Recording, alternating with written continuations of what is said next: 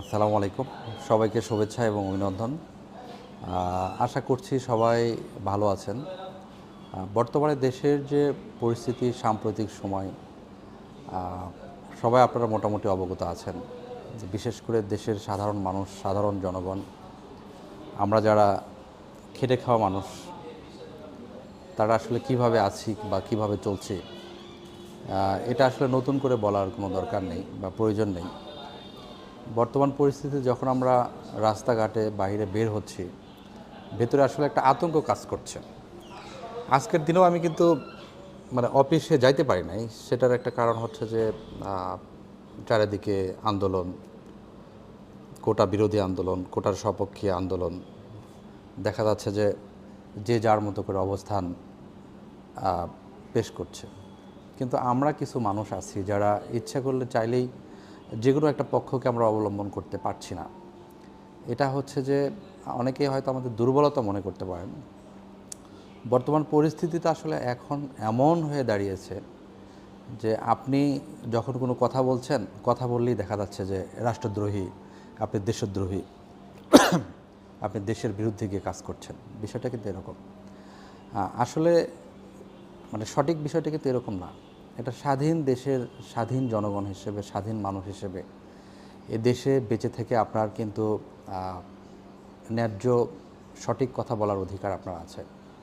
কিন্তু এখন পরিস্থিতিটা এমন হয়ে দাঁড়াইছে যে আপনি যখন অন্যায়ের বিপক্ষে কথা বলবেন বা প্রতিবাদ করবেন, তখন কিছু মানুষ আপনাকে সেটা অ্যাজ লাইক রাজাকার বলতে পারে, অথবা কিছু মানুষ আপনাকে দেশদ্রোহী আখ্যায়িত করতে পারে, কিছু মানুষ আপনাকে রাষ্ট্রবিরোধী কাজে আপনি জড়িত আছেন এটা বলতে পারে।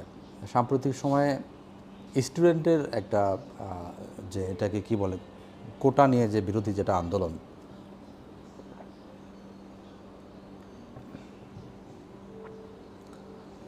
সারা দেশব্যাপী আপনারা জানেন যে স্টুডেন্টরা তারা নিজেদের লড়াইয়ের জন্য মেধাবী ছাত্র যারা, ভালো ছাত্র যারা, যাদের কাছে অনেক টাকা পয়সা নেই, একটা চাকরি নিতে গেলে বর্তমান সময়ে কিন্তু অনেক টাকার দরকার হয়, অনেক টাকার প্রয়োজন হয়।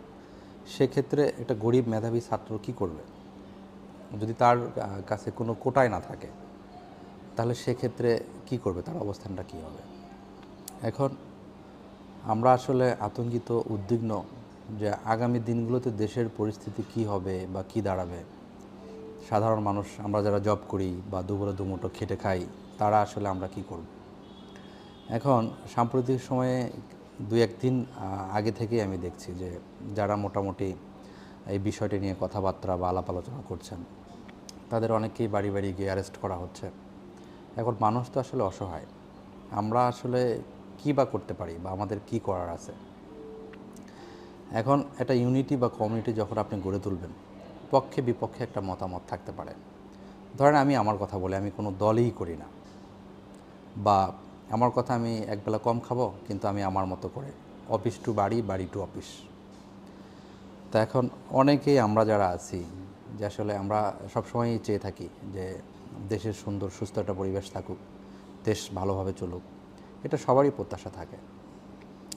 আমরা চাই দেশের স্টুডেন্টরা তারাও ভালো থাকুক, তারা তাদের ন্যায্য দাবি, তাদের যে অধিকার আদায়ের যে লড়াই, সেটা সুষ্ঠু সুন্দরভাবে হোক।